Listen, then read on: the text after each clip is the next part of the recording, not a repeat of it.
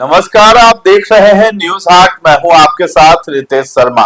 News हाट के खास segment बेधड़क में आपका फिर से एक बार बहुत बहुत स्वागत है। कल जो है भाजपा और जदयू की ओर से एमएलसी चुनाव के लिए अपने अपने उम्मीदवारों का ऐलान जो है कर दिया गया है। यानी 4 भाजपा से और 4 जदयू से उम्मीदवार हैं एमएलसी चुनाव के लिए। और आज जो है लोजपा रामविलास जो पार्टी है उसके तरफ से भी अपने कैंडिडेट का नाम का ऐलान कर दिया है। अब जिस कैंडिडेट का नाम का ऐलान किया गया है उसको लेकर कहा यही जा रहा है कि चिराग पासवान ने मास्टर स्ट्रोक चल दिया है। लेकिन एक और कैंडिडेट हैं जो कि रालोमो से यानी उपेंद्र कुशवाहा के बेटे हैं दीपक प्रकाश, जिनकी चर्चा हो रही थी कि वो भी एमएलसी बनेंगे। तो आखिर उनका क्या होगा, कैसे वो एमएलसी बन पाएंगे, इन मुद्दे पर जो है हम चर्चा करेंगे। हमारे साथ जुड़े हैं न्यूज हाट के managing editor Ajay Kumar Mishra sir. Sir आपका बहुत बहुत स्वागत है। धन्यवाद।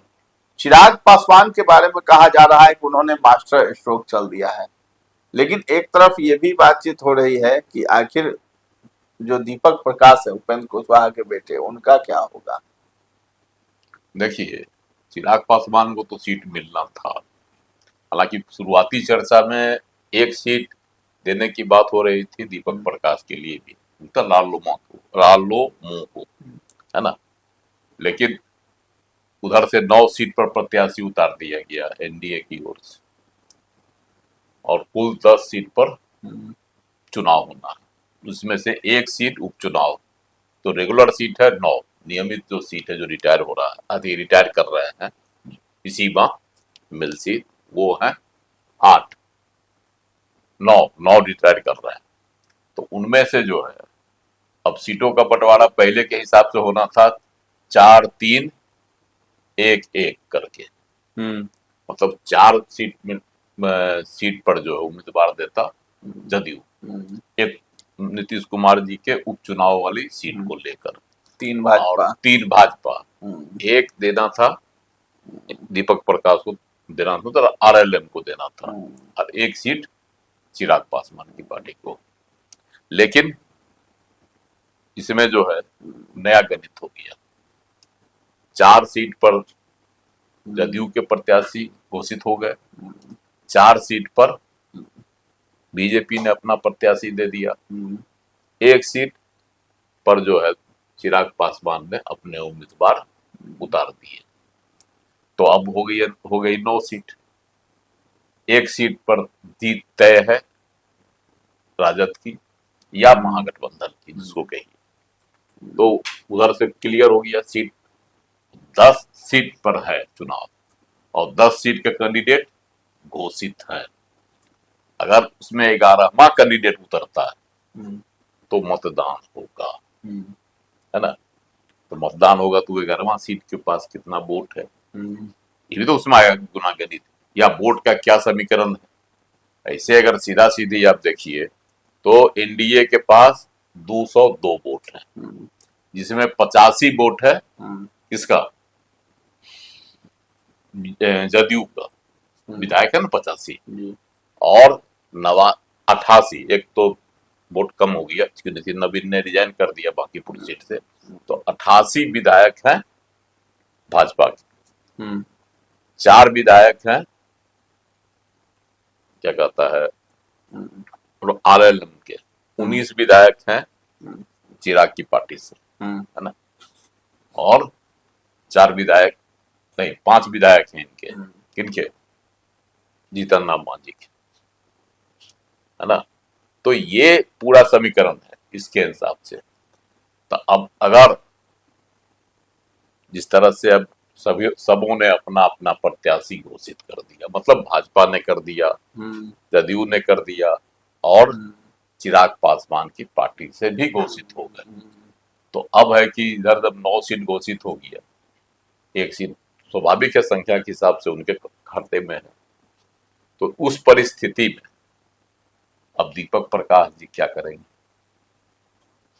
निश्चित सीट से जीत की जो है, जो सीटों पर जीत तय मतलब निश्चित है, उन तमाम कोटे से जो है प्रत्याशी एनडीए के घोषित कर दिए।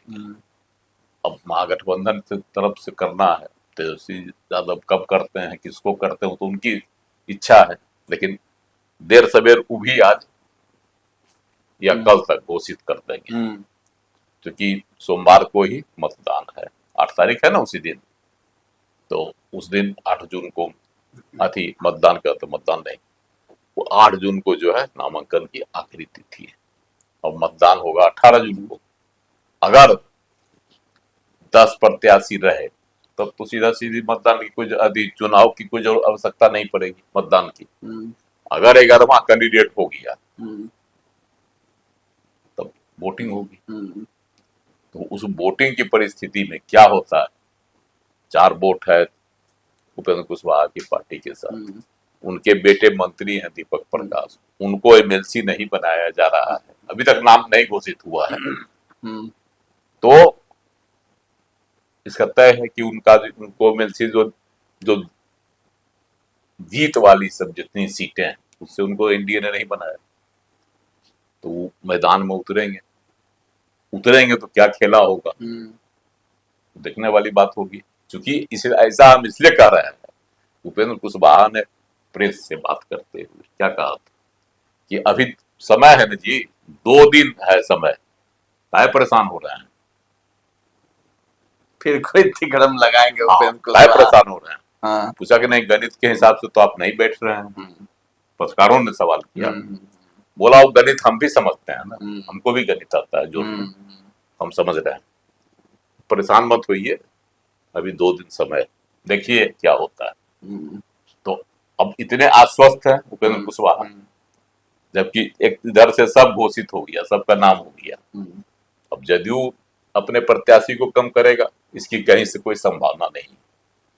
भाजपा ने अपने उम्मीदवार घोषित कर दिए हैं, उनका भी नाम नहीं घट के हटेगा, है ना, संभावना नहीं है कि नहीं, इसको पीछे करेगी, और चिराग पासवान तो हटाएंगे ही नहीं।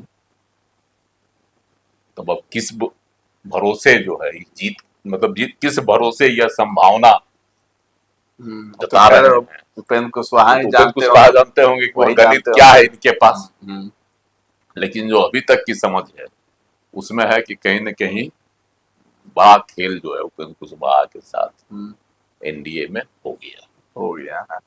क्योंकि जो अंदर की बात आती है कि इनको कहा गया था कि पार्टी का विलय कर लीजिए, तो बात को यह टालते रहे, टालते टालते अब लगता है कि इस बार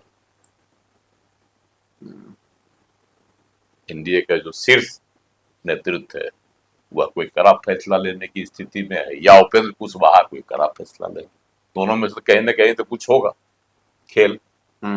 और अगर गणित के हिसाब, वोटों के जो अंक गणित को समझिए, तो आप देख लीजिए 16 वोट बचता है विपक्ष के पास, 16 वोट उधर है, तो 16 वोट को अगर इधर के 4 वोट से जोड़ दीजिए तो 20 वोट होता है ना। उपेंद्र कुशवाहा के जो पार्टी है 4 वोट, तो 16 4 20 हो गया, फिर भी 5 वोट चाहिए,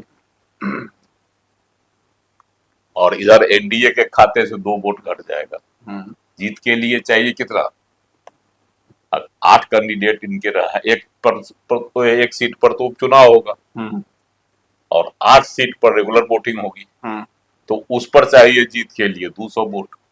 उपेंद्र कुशवाहा के 4 विधायक अगर एनडीए से अलग हो जाते हैं तो वहां हो जाता है 198 वोट, तो 2 वोट वहां कम पड़ेगा। फिर भी उपेंद्र कुशवाहा को अगर साथ मिल जाता है, जो महागठबंधन के जो भी लोग, विपक्ष के जो 16 विधायक बचते हैं उनका, तब भी उनके पास 16 4 20 2 वोट कम हो जाएगा। साथ ही उनके पास 5 वोट कम होगा, एनडीए के पास 2 वोट कम होगा प्रत्याशी के पास, तब भी जीत के क्रम में फिर जो द्वितीय वरीयता में भी आगे निकल जाएगा एनडीए। उपेंद्र कुशवाहा के लिए मुश्किल हो गई, तो उस परिस्थिति में भी उपेंद्र कुशवाहा के लिए मुश्किल है। और 16 विधायक जो है एनडीए के, इनको क्यों वोट देंगे, उसको क्या मिलेगा इनके साथ, क्या हासिल होगा, यह भी गुना का गणित लोग देखता है। राजनीति में क्या है, एकदम लोग देखता है, 1 पैसा लगा रहे हैं सबको 1.5 पैसा मिलेगा कि नहीं मिलेगा, सवा पैसा मिलेगा कि नहीं मिलेगा, हम्म। वो तो जस्ट शेयर वाला हिसाब किताब होता है ना वहां, तो वो मिलेगा कि नहीं मिलेगा, वो फिर इनको क्यों साथ देगा। तो अभी तक यही अनुमान, कल जब एनडीए की प्रत्याशी घोषित हुआ तो मतलब भाजपा और जदयू का, तो लोग अनुमान लगा रहा था कि चिराग पासवान की पार्टी को फिर राज्यसभा की तरह है ना किनारे लगा दिया जाएगा और उपेंद्र कुशवाहा के बेटे को मौका दे दिया जाएगा, क्योंकि मंत्री है, 6 महीना नहीं 6 महीना के अंदर अगर नहीं किसी सदन के सदस्य बने तो उनका मंत्री पद चला जाएगा, जो नियम है उसके अनुसार। तो दोबारा भी मंत्री बनाया गया उनको, तो लग रहा था कहीं ना कहीं एनडीए इसके लिए एमएलसी बना देगी, अनुमान था।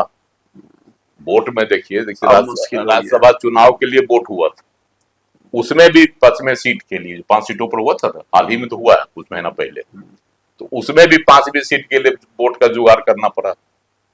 5वीं सीट पर भाजपा ने जोखिम ले लिया, अपना कैंडिडेट उतार दिया सीबीएस राम को, और उसको जिताने के लिए क्या सियासी खेल हुआ वह भी किसी से छिपी हुई बातें नहीं ना है, कोई छिपी हुई बात नहीं।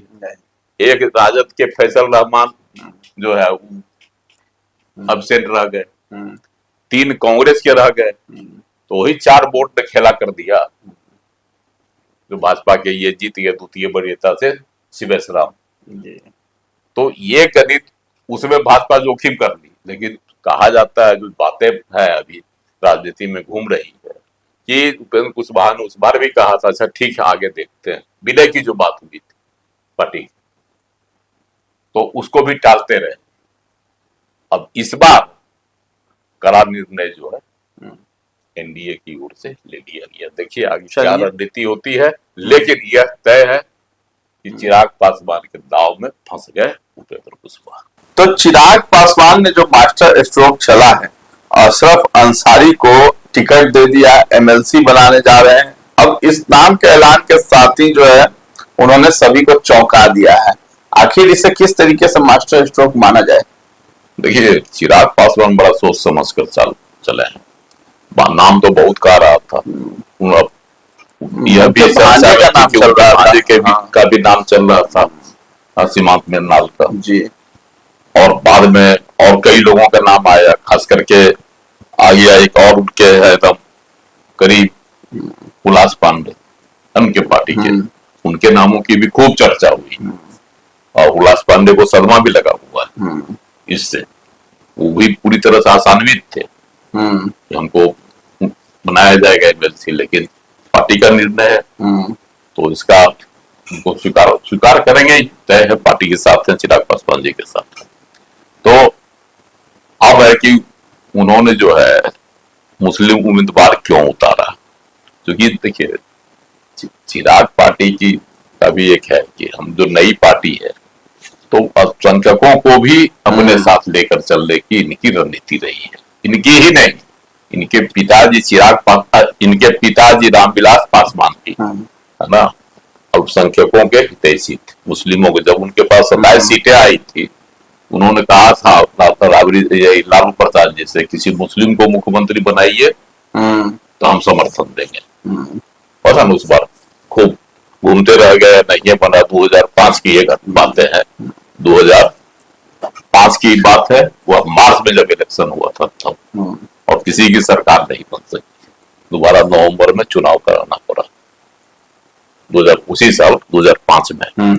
तो चिराग पासवान की एक ही शर्त थी, किसी अल्पसंख्यक को आप बना दीजिए मुख्यमंत्री, हम अपना समर्थन देते हैं, लेकिन लालू प्रसाद जी राजी नहीं। तो उस समय से चिराग पासवान जब हाथ में जब पार्टी आई, कमान उनके हाथ में, तब भी वह जो है मुसलमानों को तरजीह देते रहे। 2020 के चुनाव में भी, विधानसभा चुनाव में जब वो अकेले लड़े थे तो 7 मुस्लिम को चुनाव मैदान में उन्होंने उतारा था। और 2025 में भी ठीक है एनडीए के साथ थे, एनडीए में जो है मुस्लिम कम उम्मीदवार उतारा गया, जदयू जब 4 उतारा, मात्र 4 उसके प्रत्याशी थे, और तब चिराग पासवान की पार्टी ने एक प्रत्याशी को दिया था, किशनगंज के बहादुरगंज के प्रत्याशी थे, है ना, मलीमुद्दीन अंसारी, ऐसे ही कुछ है, बहादुरगंज से मलीमुद्दीन। हाँ, तो उनको जो है मैदान में उतारा, लेकिन वो जीत नहीं सके। बावजूद इसके अल्पसंख्यकों के प्रति इनकी हमदर्दी रहती है, इसलिए इन्होंने जो है अल्पसंख्यक प्रत्याशी बड़ा मास्टर स्ट्रोक चल दिया है, एक बड़ा मास्टर स्ट्रोक चला इन्होंने। क्योंकि देखिए जदयू की अब है तेजस्वी के सामने प्रेशर हो गया, क्योंकि उनके एक अल्पसंख्यक जो है रिटायर कर रहे हैं, है ना, मोहम्मद फारूक, और उनको देते हैं कि नहीं, प्रत्याशी बनाते हैं कि नहीं, इसकी भी चाल इन्होंने चला लिया। तो बहुत बड़ा मास्टर स्ट्रोक इसीलिए कहा जाता है मास्टर स्ट्रोक, उधर उनको फंसा दिए। और जदयू से नीतीश कुमार जी जो कहते हैं कि सभी को हम लेकर चलते हैं, इनके भी एक मुस्लिम प्रत्याशी रिटायर किए है ना, गुलाम गौस, उनकी भी, तो उनको भी नहीं दिया गया, क्योंकि नाम की चर्चा आ रही थी, है ना, बलियावी की, गुलाम रसूल बलियावी की, उनको बनाया जाएगा एमएलसी उनकी जगह पर, तो उनको भी नहीं दिया गया टिकट। इसलिए अब धर्म संकट की स्थिति पैदा होगी तेजस्वी यादव के सामने, क्योंकि अल्पसंख्यकों का बहुत बड़ा हित बिहार में राजद का था। तो उसमें अब देते हैं कि नहीं देते हैं, तो भी उनको खुलना है पत्ता अपना। लेकिन उससे पहले चिराग पासवान ने अल्पसंख्यक को चुनाव मैदान, एमएलसी चुनाव मैदान में उतार कर बड़ा मास्टर स्ट्रोक चल दिया।